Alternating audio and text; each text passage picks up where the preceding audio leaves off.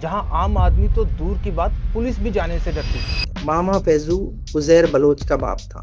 यह है लियारी की कहानी, लियारी के गैंगस्टर्स और टेररिस्ट की कहानी। आज की कहानी किसी डॉन की, किसी बाहुबली की, किसी बड़े अपराधी की नहीं है।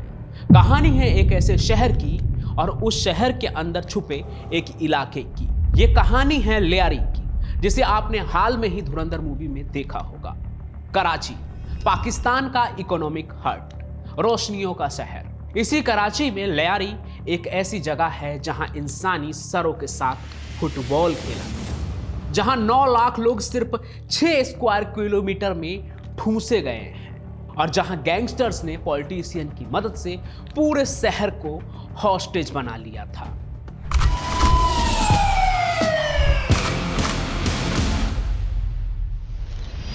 लोग इसे कहते हैं द मदर ऑफ कराची, क्योंकि कराची यहीं से पैदा हुआ था। लेकिन पिछले 30 सालों में इस मां ने अपनी ही गोद में अपने बच्चों को मरते हुए देखा है। इमेजिन कीजिए ना, एक जगह सिर्फ 6 स्क्वायर किलोमीटर का एरिया, जितना बड़ा शायद एक छोटा सा एयरपोर्ट होता है, लेकिन इस छोटे से एरिया में 9 लाख लोग रहते हैं। 1 किलोमीटर के अंदर 1,58,000 लोग ठूंसे हुए हैं। डेंसिटी इतनी कि अगर एक इंसान छींक दे तो पूरी गली को पता चल जाए। और इसी भीड़, इसी घुटन और इसी गरीबी के बीच जन्म हुआ साउथ एशिया के सबसे खतरनाक गैंग वॉर का।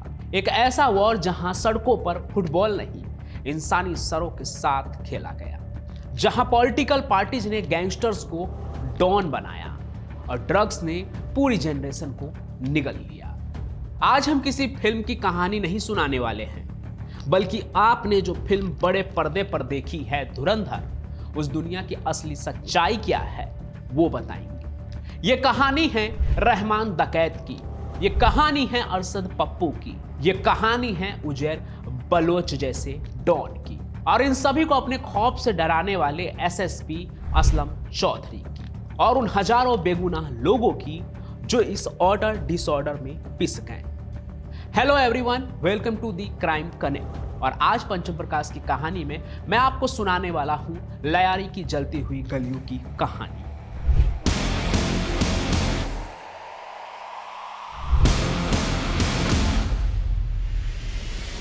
शुरुआत करते हैं वहां से जब यहां गनशॉट नहीं, सिर्फ समंदर की लहरों का शोर था। अर्ली 1700। लियारी तब कराची नहीं था, यह बस एक छोटा सा फिशिंग विलेज था। इसका नाम पड़ा था लियार ट्री से, एक ऐसा पेड़ जो अक्सर कब्रिस्तान में उगता था।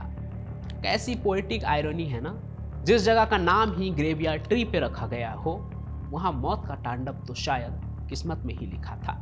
यहां बसने वाले थे बलोच और सिंधी मछुआरे। जब ब्रिटिशर्स आए 1830 के बाद, तो उन्होंने कराची को पोर्ट सिटी बनाया। उन्हें सस्ती लेबर चाहिए थी और लियारी ने वो लेबर दी। ये लोग मेहनती थे, मकरानी थे, समंदर का नमक इनकी रगों में था। कहा जाता है कि लियारी ने कराची को अपने खून पसीने से बनाया। लेकिन फिर आया 1947, यानी बंटवारा। इंडिया से लाखों मुहाजिर्स यानी रिफ्यूजी कराची आए। लियारी जो पहले खुला खुला था, अचानक भरने लगा। जहां 1973 में 1 हेक्टेयर में 250 लोग रहते थे, वहां भीड़ बढ़ती गई। रिसोर्सेज कम थे, पानी नहीं था, सीवर लाइंस नहीं थी, सिर्फ झुग्गियां थी, और उन झुग्गियों में पल रही थी मायूसी। 1960 के दशक तक यहां क्राइम था, लेकिन वो फिल्मी क्राइम नहीं था। मतलब यहां छोटे मोटे गैंग्स थे, जैसे काला नाग। अब ये लोग करते क्या थे? जो गैंग्स थे छोटे मोटे, सिर्फ चरस बेचते थे, हैश, चाकू छुरी की लड़ाई होती थी, लोग एक दूसरे का लिहाज करते थे। वायलेंस जो था वो था तो, लेकिन कंट्रोल में था, क्योंकि तब तक बारूद लियारी में एंटर नहीं हुआ था। लेकिन फिर दुनिया के नक्शे पर एक ऐसी घटना हुई जिसने लियारी की किस्मत हमेशा हमेशा के लिए बदल दी। साल था 1979। पाकिस्तान के पड़ोस में अफगानिस्तान में सोवियत यूनियन ने हमला कर दिया और पाकिस्तान के अंदर जनरल जियाउल हक का राज था। अमेरिका और CIA ने पाकिस्तान को पैसा दिया ताकि वो अफगानिस्तान के मुजाहिदीन को सपोर्ट करे। लेकिन सवाल यह है कि इसका लियारी से क्या लेना देना? बहुत गहरा लेना देना है, क्योंकि इस वार ने पाकिस्तान में दो चीजें भेजी। पहली क्लाशनिकोव यानी कि AK-47 और दूसरी हेरोइन। लियारी जो समंदर के किनारे था वो ड्रग्स स्मगलिंग का सबसे बड़ा गेटवे बन गया। जो पश्तून रिफ्यूजीज आए थे वो अपने साथ ड्रग्स के नेटवर्क लेकर आए। देखते ही देखते लियारी की गलियों में जो लड़के पहले चाकू रखते थे अब उनके हाथों में ऑटोमेटिक वेपन आ गए। ऑथर अहमद राशिद अपनी किताब तालिबान में लिखते हैं 1979 में पाकिस्तान में हेरोइन एडिक्ट की तादाद थी 0, लेकिन 1980 के एंड तक यह तादाद 10 लाख यानी कि 1 मिलियन लोगों में बदल गई थी। और इस नशे का सबसे बड़ा शिकार बना लियारी का अनएम्प्लॉयड यूथ। यहां से गैंग्स का कॉर्पोरेट स्ट्रक्चर बनना शुरू हुआ। पैसा बोलने लगा, करोड़ों रुपए का ड्रग ट्रेड, और इस ट्रेड को कंट्रोल करने के लिए चाहिए थी पावर। यहां एंट्री होती है उन किरदारों की जो आगे चलकर कराची के गॉडफादर्स बनने वाले थे। हर क्राइम थ्रिलर में ना एक हीरो होता है और एक विलेन, लेकिन लियारी की कहानी में सब विलेन थे, बस कुछ लोगों ने हीरो का नकाब पहन रखा था। सबसे पहला नाम सरदार अब्दुल रहमान बलोच, जिसे दुनिया रहमान डकैत के नाम से जानती थी और अब तो और भी जानने लगी है। वही रहमान जिसे फिल्म धुरंधर ने असल जिंदगी से भी बड़ा बना दिया। खैर, हम अपने कहानी पर ही बने रहते हैं। रहमान कोई आम गुंडा नहीं था, वो अपने आप को लियारी का रॉबिन हुड मानता था। उसने वहां स्कूल्स बनाए, क्लिनिक्स चलाए, लोगों के लिए डिस्प्यूट सॉल्व किए। क्यों? क्योंकि वहां पुलिस नहीं थी, गवर्नमेंट नहीं थी। तो रहमान डकैत ने कहा, मैं ही पुलिस हूं, मैं ही कोर्ट हूं और मेरा ही फैसला आखिरी होगा। लियारी में वो कैसे राज करता था वो पूरी कहानी आप अलग से देख सकते हैं चैनल पर, जिसमें सब कुछ मैंने डिटेल में सिर्फ रहमान डकैत के बारे में बताया है। बाकी रहमान जो लियारी का रहनुमा बना बैठा था वो कैसे? अपने पैसों के बदौलत। लेकिन ये पैसा आ कहां से रहा था? एक्सटॉर्शन से, किडनैपिंग से और ड्रग्स से। एक रिपोर्ट के मुताबिक रहमान डकैत का गैंग महीने में 3 करोड़ रुपए सिर्फ एक्सटॉर्शन से कमाता था। लेकिन हर शेर को ललकारने के लिए एक दूसरा शेर पैदा होता है। रहमान के खिलाफ खड़ा हुआ अरशद पप्पू। पप्पू का बैकग्राउंड अलग था, वो हाजी लालूब का बेटा था। उसका कनेक्शन MQM के साथ जुड़ा हुआ था, जबकि रहमान डकैत को सपोर्ट मिल रही थी PPP यानी पाकिस्तान पीपल्स पार्टी से, भुट्टो की पार्टी। ये लड़ाई सिर्फ गैंगवार की नहीं थी, ये एक पॉलिटिकल प्रॉक्सी वॉर थी। कैसे? ये आप ध्यान से समझिए। इस गेम ऑफ थ्रोन्स से रहमान डकैत रिप्रेजेंट कर रहा था PAC यानी पीपल्स अमन कमेटी को, जो पाकिस्तान पीपल पार्टी का मसल पावर थी PPP का, और अरशद पप्पू रिप्रेजेंट कर रहा था MQM के इंटरेस्ट को। MQM आपको याद होगा, मैंने पहले चैनल पर एक कहानी सुनाई थी पाकिस्तान के एक पॉलिटिशियन की, अब्दुल करके उनका नाम है, तो आप वो कहानी भी चैनल पर देख सकते हैं। तो एक तरह से आप देखें तो ये पॉलिटिकल पार्टी के नुमाइंदे थे जो आपस में टकरा रहे थे। लेकिन इनकी दुश्मनी पर्सनल कब हुई? यानी कि अरशद पप्पू और रहमान डकैत की 2003 में, जब अरशद पप्पू ने रहमान के वालिद फैजू को मरवा दिया। बस उस दिन लियारी की सड़कों पर खून की होली शुरू हो गई। गैंग्स ने पूरे इलाके को बांट लिया जैसे वो उनके वालिद की जागीर हो। मतलब पप्पू ने रहमान से कहा, उनके लोगों से कहा, अगर तुम मेरे इलाके में दिखे तो गोली मार दूंगा। और दूसरी तरफ रहमान और उनके लोगों ने कहा पप्पू अरशद के लोगों से और उनको कि अगर तुम मेरे इलाके में दिखे तो किडनैप कर लेंगे और उसके बाद तो तुम समझ लो। कुछ इस तरह की उनके बीच राइवलरी शुरू हो गई। कुल मिलाकर लियारी एक जेल बन चुका था। लेकिन फिर कहानी में एंट्री हुई चौधरी असलम की, जो बहुत दिनों से रहमान डकैत की तलाश में था और कई बार उसे गिरफ्तार भी किया, लेकिन रहमान डकैत अपने पैसे और ताकत के दम पर छूट जाता था। लेकिन 2009 में एक इनकाउंटर होता है।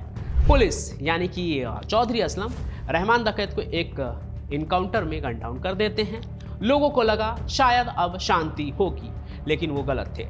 रहमान की मौत ने एक ऐसे इंसान को जन्म दिया जो रहमान से भी ज्यादा खतरनाक था, उजैर बलोच, रहमान का कजिन। आगे चलकर इसने PAC यानी कि वही पीपल्स अमन कमेटी की कमान को वो संभालता है और उसका वो सरताज बन जाता है। और इसने लियारी को एक नो गो एरिया बना दिया। फिर तो पुलिस स्टेशन के अंदर पुलिस वाले नहीं, उजैर के गुंडे बैठते थे। जज डर के मारे फैसला नहीं सुनाते थे। और फिर आया 2013, वो मंजर जो सुनकर आज भी लोगों की रूह कांप जाती है। लियारी जो है वो फुटबॉल के लिए मशहूर है ना? लोग कहते हैं कि यहाँ का टैलेंट ब्राजील जैसा है।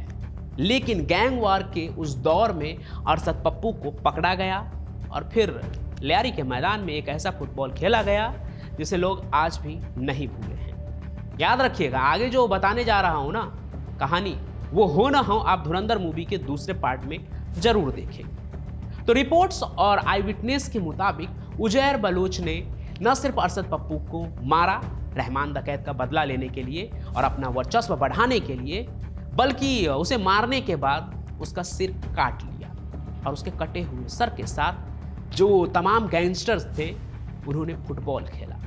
लियारी के जिस मैदान पे कभी फुटबॉल उड़ाया जाता था, उस दिन अरशद पप्पू का सिर उड़ाया जा रहा था। आप इमेजिन भी नहीं कर सकते हैं। सोचिए उस वहशियत को। ये इंसान नहीं बचे थे, ये हैवान बन चुके थे। हिंदुस्तान टाइम्स और कई मीडिया आउटलेट्स ने इस घटना को रिपोर्ट किया। एक मैसेज था कि लियारी में मर्सी नाम की कोई चीज नहीं बची है। आगे साल 2013 में ही कराची में लगभग 3251 लोगों का मर्डर हुआ। हर रोज 10 से 12 लाशें। समझ सकते हैं, ये कोई गैंगस्टर नहीं, आम लोग थे। लेबर्स, दुकानदार, स्टूडेंट, औरतें। बलोच वोमेन्स जो अपने घरों में कैद थी, उनकी जिंदगी नरक बन गई थी। यहां तक कि कैफी खलील जो आज एक बड़ा स्टार है, उसने अपना बचपन इसी खौफ में गुजारा। उनका गाना काना यारी ये कोई रोमांटिक सॉन्ग नहीं है दोस्तों, शायद वो लियारी के दर्द की ही चीख है। काना यारी गद्दारी यानी फ्रेंडशिप इज बेट्रेयल, क्योंकि जिन पॉलिटिशियन ने इन गैंग्स को बनाया उन्होंने ही लियारी को धोखा दिया। लेकिन सवाल यह है, पुलिस कहाँ थी, आर्मी कहाँ थी? फ्रेंच रिसर्चर लॉरेंट गेयर ने अपनी किताब में इसे कहा ऑर्डर डिसऑर्डर। इसका मतलब समझते हैं आप? मतलब ये केओस, ये हिंसा अनकंट्रोल्ड नहीं थी, इसे जानबूझकर मेंटेन किया जा रहा था। पाकिस्तान पीपल पार्टी को चाहिए थे वोट्स और कंट्रोल। लियारी उनका स्ट्रॉन्ग होल्ड था। उन्होंने उजैर बलोच को यूज किया ताकि MQM का जोर तोड़ा जा सके। बदले में उजैर बलोच को मिली फुल छूट, यानी एक्सटॉर्शन का लाइसेंस, लियारी में आतंक मचाने का लाइसेंस, लियारी में बेगुनाहों का खून बहाने का लाइसेंस। कराची पोर्ट से जो ट्रक निकलता उस पर भत्ता लगता था, टैक्स। ये पैसा गैंग से पास जाता और वहां से ऊपर पॉलिटिशियन की जेब में। जब तक पैसा आ रहा था, खून बहने दिया गया। लेकिन 2012-13 में इंटरनेशनल प्रेशर बढ़ गया। कराची दुनिया के मोस्ट डेंजरस सिटीज में नंबर 6 पर आ गया। बिजनेस खत्म हो रहा था। तब पॉलिटिशियन ने पलटी मारी। जिस उजैर बलोच को वो बेटा कहते थे, उससे अचानक टेररिस्ट घोषित कर दिया गया। सितंबर 2013 द कराची ऑपरेशन, रेंजर्स को फुल पावर दी गई। इस बार पुलिस नहीं, पैरामिलिट्री फोर्सेज उतरी मैदान में। गली गली सर्च ऑपरेशन हुआ। बाबा लाडला जो एक और नोटोरियस गैंगस्टर था, वो भी 2017 में रेंजर्स के हाथों मारा गया। उजैर बलोच को भी अरेस्ट कर लिया गया। न सिर्फ वही बल्कि हजारों अरेस्ट हुए और कुछ इस तरह धीरे धीरे बंदूकों की आवाजें लियारी में कम होने लगी। रिजल्ट चौंकाने वाले थे। क्राइम रेट जो है वो 80% नीचे गिर गया। 2013 में जहां 2500 से ज्यादा मर्डर्स हुए थे, 2018 में 5 साल बाद ही वो नंबर्स 300 पर आ गए। आप इमेजिन कर सकते हैं, 300, 2500 कहां और 300। लेकिन क्या इसका मतलब लियारी ठीक हो गया? क्या ऑपरेशन से जख्मों के निशान मिट गए? तो देखिए, आज का लियारी जो है वो बदल रहा है। जहां कल तक गैंग्स के रिक्रूटमेंट्स होते थे, आज वहां हिप हॉप और फुटबॉल के क्लब हैं। ईवाबी, द रैपर्स इन हिजाब और कैफी खलील जैसे स्टार्स इसी मिट्टी से निकले हैं। उन्होंने बंदूक के बदले माइक उठाया, अपनी कला की ताकत दिखाई। आज एक बार फिर से लियारी का काकरी ग्राउंड भरा रहता है फुटबॉल प्लेयर्स से, ना कि गैंगस्टर्स से और उनके खूनी खेल से। लेकिन पिक्चर अभी बाकी है। जनवरी 2025 में खबरें आई कि कुछ पुराने नेटवर्क्स फिर से एक्टिव हो रहे हैं। आगा शौकत जैसे पुराने गैंगस्टर की गिरफ्तारी हुई। लोगों को डर है कि कहीं पॉलिटिक्स फिर से करवट ना ले ले। PTI और PPP की नई लड़ाई में कहीं लियारी फिर से कोलेटरल डैमेज ना बन जाए। लियारी की कहानी सिर्फ पाकिस्तान की कहानी नहीं है, ये हर उस मेगा सिटी की वार्निंग है जहां गरीबों को इग्नोर करते हैं। मुंबई का धारावी हो, ब्राजील के फेवेलेस हो या कराची का लियारी, जब आप एक जगह को कचरा समझकर छोड़ देते हैं ना, जब आप वहां स्कूल और पानी नहीं देते हैं तो वहां गैंग्स पैदा होते हैं। पर तमाम हालात के बावजूद लियारी ने दिखा दिया कि बंदूक से ज्यादा ताकत कल्चर, स्पोर्ट और आर्ट में हो सकता है। लेकिन शर्त वही है कि पाकिस्तान उन्हें दोबारा से पॉलिटिशियन का मोहरा ना बना दे, या कहीं लियारी वाले खुद से उनका मोहरा ना बन जाए। आज की कहानी में बस इतना ही। अंत में एक चीज देखिए, पाकिस्तान में लियारी और कराची की कहानी ठीक वैसे ही लगती है ना, जैसे भारत में मुंबई जब बंबई था तो वहां भी अंडरवर्ल्ड का बहुत बोलबाला था, एक अलग ही खौफ हुआ करता था। फर्क बस इतना था कि जितने निर्दयी और बेलगाम गुंडे लियारी में थे, जो लोगों के सिर से फुटबॉल खेला करते थे, मुंबई में ऐसा कुछ नहीं था। वहां की पुलिस और सरकार जितनी बेबस थी पाकिस्तान में, कराची में, वैसे हालात कभी यहां मुंबई में नहीं था। सब कुछ था, खौफ भी था, लेकिन जिस दिन पुलिस और सरकार ने चाहा सब कुछ कंट्रोल हो गया। दाऊद बहुत बड़ा गुंडा था, लेकिन जब पुलिस की लाठी बजी तो वो भी रातों रात फरार हो गया, उसे भागना पड़ गया। कुल मिलाकर कहें, दुनिया में कहीं भी जब गैंग बनते हैं, कोई गैंगस्टर सिर उठाता है तो ऐसे ही नहीं, उसके पीछे कोई ना कोई पैट्रोनेज होता ही है, क्योंकि सरकार और पुलिस चाह ले तो किसी अपराधी के लिए सांस लेना भी मुश्किल हो जाए। आगे आपको क्या लगता है वो कमेंट में जरूर लिखिएगा।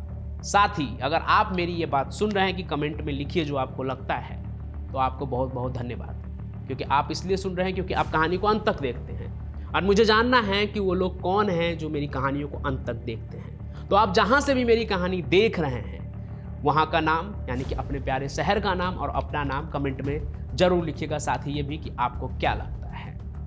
बाकी क्राइम की कहानी के साथ मैं पंचम प्रकाश यूं ही आता रहूंगा। तब तक के लिए आप सभी का बहुत बहुत धन्यवाद। जय हिंद, जय भारत।